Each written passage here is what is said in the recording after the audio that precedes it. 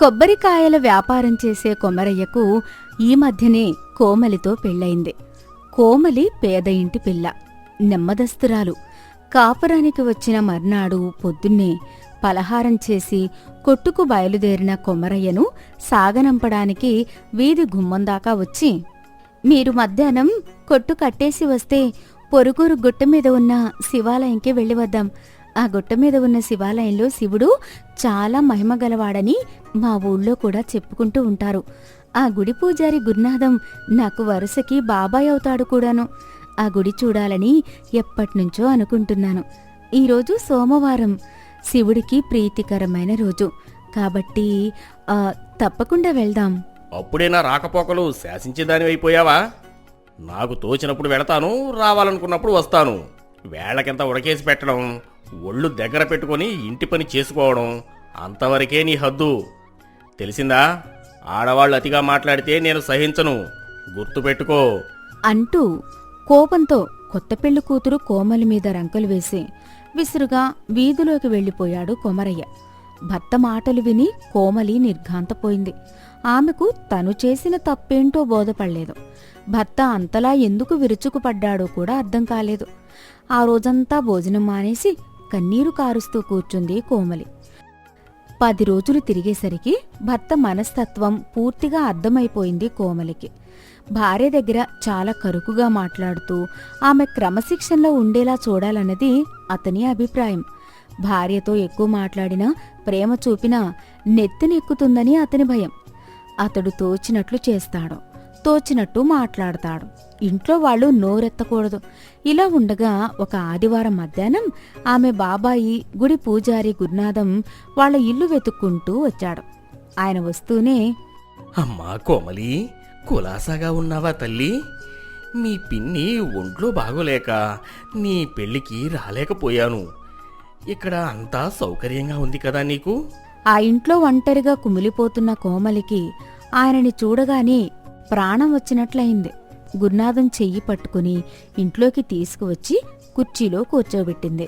నేను బావున్నాను బాబాయ్. పిన్ని ఒంట్లో ఇప్పుడు ఎలా ఉంది? వచ్చిన రోజు నుంచి మీ ఊరి గుడికి రావాలని ప్రయత్నం చేశాను. కొత్త కాపురం కదా, ఏవో పనులు, అస్సలు తీరుబాటు ఉండడం లేదు. ఇప్పుడు మీ పిన్ని ఒంట్లో బానే ఉంది. ఒకసారి మిమ్మల్ని మా ఇంటికి రమ్మని పిలిచి వెళదామని వచ్చాను తల్లి.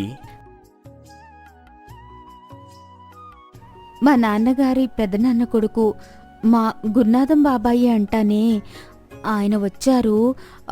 మీకు ఇదివరకే చెప్పాను, పక్క ఊరి శివాలయంలో పూజారి అని. ఆయనను వీధి గదిలో కూర్చోబెట్టాను. రండి, పరిచయం చేస్తాను. మీరు ఆయనతో కబుర్లు చెప్తూ ఉంటే నేను వంట చేస్తాను. అడ్డమైన వాళ్లతో కబుర్లు చెబుతూ కూర్చొనే తీరుబాటు నాకు లేదు. పైగా ఈ లెక్కలు చూస్తూ ఉంటే అంతా నష్టమే కనిపిస్తుంది. ఊళ్ళో పోటీ పెరిగిపోయి దిక్కుతోచకుండా ఉన్నాను. ఇటువంటి పరిస్థితుల్లో నువ్వు దారిన పోయే దానేలందరినీ పిలిచి అపర అన్నపూర్ణలా వండి వడ్డిస్తానంటే పళ్ళు రాలగొడతాను, జాగ్రత్త. భర్త మాటలకి సిగ్గుతో చితికిపోయింది కోమలి. భర్త అలా గట్టిగా కేకలు వేయడంతో వీధి గదిలో ఉన్న బాబాయికి ఆ మాటలు వినబడే ఉంటాయి. కొత్తగా పెళ్ళైన తనతో భర్త అలా మాట్లాడడం చూసి బాబాయి ఏమనుకుంటాడు? ఇక ఉండబట్టలేక, కాస్త చిన్నగా మాట్లాడండి, అవతల బాబాయి వినగలడు. ముందు నువ్వు నోరు మోస్తావా? మీ బాబాయి నా మాటలు వింటే నాకేంటి?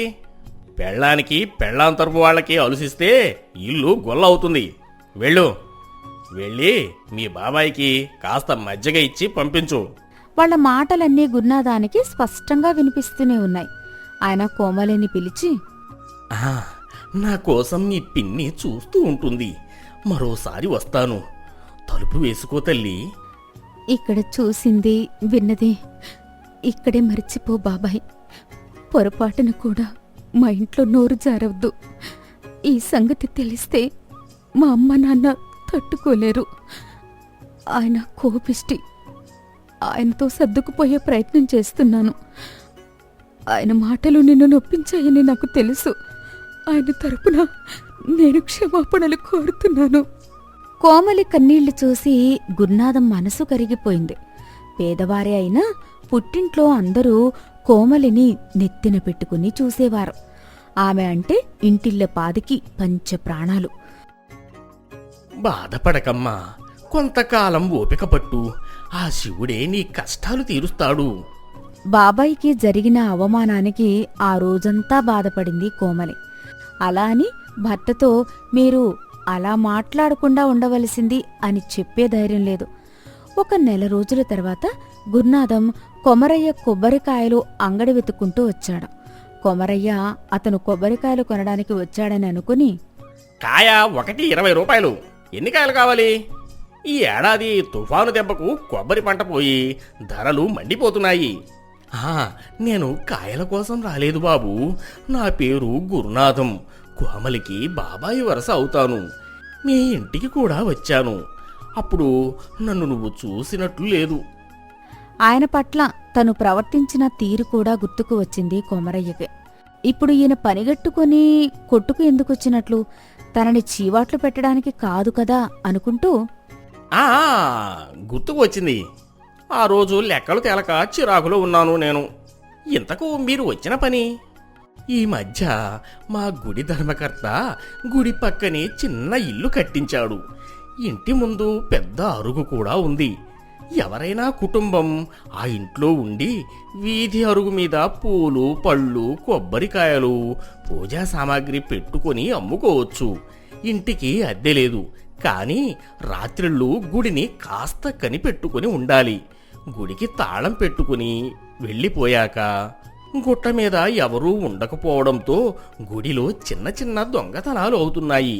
అందుకే ఈ ఏర్పాటు. ఇప్పుడు పని కట్టుకుని ఆ విషయాలన్నీ నాకెందుకు వచ్చి చెబుతున్నారు?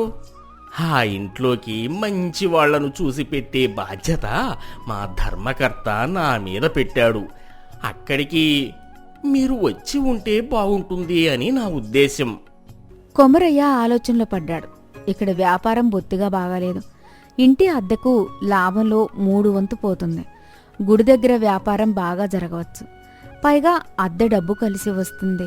కష్టకాలంలో మంచి అవకాశం కాళ్ల దగ్గరకొచ్చింది అనుకుంటాడు. ఒకసారి వచ్చి ఇల్లు అది చూసుకుంటాను. తప్పకుండా రండి. సాయంత్రం ధర్మకర్త గారు కూడా వస్తారు. ఆయనకు మిమ్మల్ని పరిచయం చేస్తాను. అప్పుడు అన్ని విషయాలు మాట్లాడుకోవచ్చు. అలా చెప్పి గురునాథం వెళ్ళిపోయాడు. కొమరయ్య త్వరగా కొట్టుకట్టేసి పొరుగురు వెళ్తున్నానని ఇంటికి కబురు పెట్టాడు. అతను పొరుగురు శివాలయం చేరుకునేసరికి సాయంత్రమైంది. కొత్తగా కట్టి ఉండడంతో ఆ ఇల్లు కొమరయ్యకి బాగా నచ్చింది. ఆ విషయమే అతను ధర్మకర్తకు తెలియజేశాడు. చీకటి పడిన తరువాత గుట్ట మీద ఎవరూ ఉండరు. రాత్రి గుడిని కనిపెట్టుకుని ఉండాలి. ఈ మధ్యకాలంలో దొంగలు గుడి గంటను తీసుకుపోయారు. ఇక మీరు నిశ్చింతగా ఉండండి. గుడిని గుండెల్లో పెట్టుకుని చూసుకునే బాధ్యత మాది. చాలా సంతోషం. అయితే ఇక ఆలస్యం దేనికి? ఒక మంచి రోజు చూసుకుని వచ్చేయండి. ఎంత త్వరగా వస్తే అంత మంచిది. మొదటిసారి మా ఊరికి వచ్చావు. ఒకసారి ఇంటికి వచ్చి భోజనం చేసి వెళ్ళు బాబు. మీ అత్తయ్య కూడా మరీ చెప్పింది. తొందరలో ఇక్కడికి వచ్చేవాళ్లమే కదా. తరువాత ఇద్దరం కలిసే వస్తాం. అయ్యో, అప్పుడే చీకటి పడిపోయింది. వర్షం కూడా వచ్చేలా ఉంది. మీ ఊరి దారి అంతా తుప్పలమయం. ఈ చీకట్లో ప్రయాణం ప్రమాదం. ఈ రాత్రికి మా ఇంటనే ఉండి తెల్లవారి వెళ్ళు బాబు. పెద్దవాడిని చెబుతున్నాను, నా మాట కాదనకు. తమకు ఎంతగానో సహాయపడిన గురునాథం మాట కాదనలేకపోయాడు కొమరయ్య. నేను అర్చన చేయించి గుడి మూసి రావడానికి మరో గంట పైగా పడుతుంది. ఇక్కడ కూర్చుంటే దోమల దాడి తట్టుకోలేవు. నువ్వు ఇంటికి వెళ్ళు. స్నానం చేసి కూర్చోబాబు. నేను వచ్చేస్తాను. నువ్వు గుట్ట దిగగానే 2 దారులు కనిపిస్తాయి. ఎడమదారిలో కొద్ది దూరం వెళ్ళగానే ఎడమవైపు రావి చెట్టు కనిపిస్తుంది. దాని ఎదురుగా ఉన్న పెంకుటిల్లు మాది. మొహమాట పడకుండా వెళ్ళు నాయనా.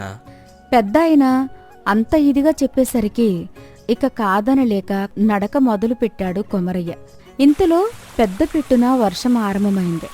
పరుగు ఆరంభించిన కొమరయ్యకి కొద్ది దూరంలోనే రావి చెట్టు, దాని ఎదురుగా పెంకుటిల్లు కనిపించాయి. వర్షంలో తడుస్తూనే దబదబా ఆ ఇంటి తలుపులు బాదాడు కొమరయ్య. ఇంతలో ఒక ముసలాయన చిన్న దీపం పట్టుకుని వచ్చి తలుపు తెరిచాడు. ఎవరు బాబూ నువ్వు? నిన్ను ఎప్పుడూ చూసినట్టు లేదే. శివాలయం పూజారి గురునాథం గారి ఇల్లు ఇదే కదండి? ఆయన నా భార్య తరపు చుట్టం. ఆయనే నన్ను పంపించారు. ఆయన గుడి మూసి వస్తానన్నారు. ఆయన ఇల్లు పక్క వీధిలో ఉంది. వర్షంలో తడిసిపోతున్నావు. ముందు లోపలికి రా బాబూ. ఇక తప్పదని లోనికి వెళ్ళాడు కొమరయ్య.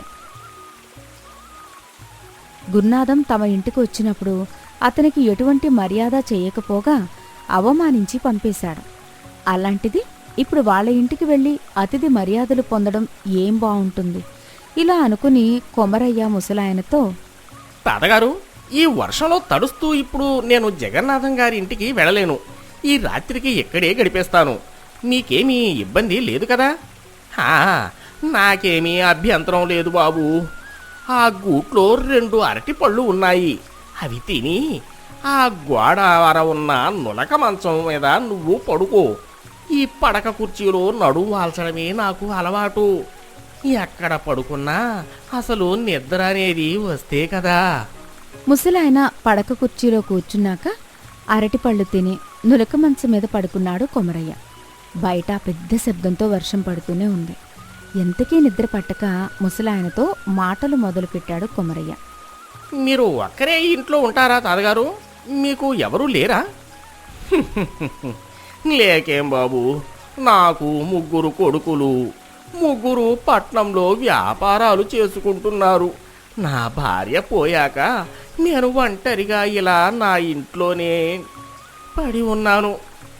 ఈ వయసులో ఇలా ఒంటరిగా ఉండే బదులు మీరు మీ అబ్బాయిల దగ్గరే ఉండొచ్చు కదా. ఇది నా స్వయంకృతం బాబు. నా పేరు భూపతి. ఈరోజు నా గురించి నీకు అంతా చెబుతాను. ఇదివరలో నాకు కోపం, అహంభావం ఎక్కువగా ఉండేవి. నేను నా భార్య, పిల్లల పట్ల చాలా కఠినంగా ఉండేవాడిని. ఎవరితోనూ ప్రేమగా, ఆప్యాయంగా మాట్లాడేవాడిని కాదు. ఇంట్లో అందరూ నన్ను చూసి హడలిపోయేవారు. ఎవరూ నాతో మాట్లాడే సాహసం చేసేవారు కాదు. 3 కొడుకులు బాగా చదువుకొని పట్నంలో వ్యాపారం చేసుకుంటున్నారు. వారిలో ఎవరికీ నా పట్ల ప్రేమ, గౌరవం లేవు. నా భార్య పోయాక వాళ్ళు నా మొహం చూడడం మానేశారు. నేను బతికి ఉన్నానో లేదో కూడా వాళ్లకు అవసరం లేదు. ఈ వయసులో హాయిగా మనవలతో ఆడుకుంటూ కొడుకు ఇంట్లో సుఖంగా ఉండవలసిన మీరు ఇలా ఒంటరిగా అవస్థపడటం చూస్తూ ఉంటే బాధగా ఉంది. ఇదంతా నా చేతులారా చేసుకున్నదే బాబు. మనిషికి వల్లమాలిన కోపం, అహంభావం పనికిరావు. మనం తాళి కట్టిన భార్యను, కన్న బిడ్డలను ప్రేమగా, ఆప్యాయంగా చూడనప్పుడు వాళ్ళు మనం ముసలివాళ్లం అయ్యాక ప్రేమతో ఆదరించి కళ్ళలో పెట్టుకొని చూడాలని అనుకోవడం కేవలం భ్రమ, అత్యాశ. నాకు ఇలాంటి శాస్తి జరగవలసిందే. ఆయన దుఃఖం చూసి కొమరయ్య మనసు వికలమైపోయింది. చాలాసేపు నిద్రపట్టలేదు. తెల్లవారుజామున చిన్న కునుకు పట్టింది. ఆ తర్వాత ఎవరో వీపు తట్టి గట్టిగా పిలుస్తూ ఉంటే కొమరయ్యకు మెలకు వచ్చింది. మెలకు వచ్చేసరికి తెల్లగా తెల్లవారిపోయింది. కొమరయ్య ఉలిక్కిపడి లేచి కూర్చున్నాడు. అతడిని నిద్రలేపింది గురునాథం. బాబూ, రాత్రి నువ్వు తల దాచుకోవడానికి ఈ దెయ్యాల కొంపే దొరికిందా? నేను పూజ హడావుడిలో మన ఇల్లు కుడివైపు దారిలో అని చెప్పడానికి బదులు ఎడమవైపు దారి అని చెప్పినట్లున్నాను. అందుకే నిన్న నువ్వు ఈ ఇంటికి వచ్చావు. రాత్రి ఆ వర్షంలో నిన్ను వెతకలేక నేను ఇలా తెల్లవారాక బయలుదేరాను. దెయ్యాల కొంప అన్న మాట విని ఉలిక్కిపడ్డాడు కొమరయ్య. ఏమిటి, ఇది దెయ్యాల కొంప? కానే కాదు, నాకు ఎటువంటి దెయ్యాలు కనిపించలేదు. రాత్రి ఒక ముసలాయన నాకు ఆశ్రయం ఇచ్చాడు. ఆయన సన్నగా పొడవుగా ఉంటాడు. భూపతి ఆయన పేరు.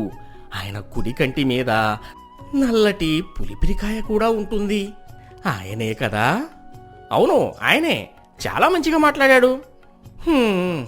ఇప్పుడు మంచిగా మాట్లాడి ఏం లాభం? వయసులో ఉండగా ఇంటిల్లిపాదిని వేపుకు తిన్నాడు.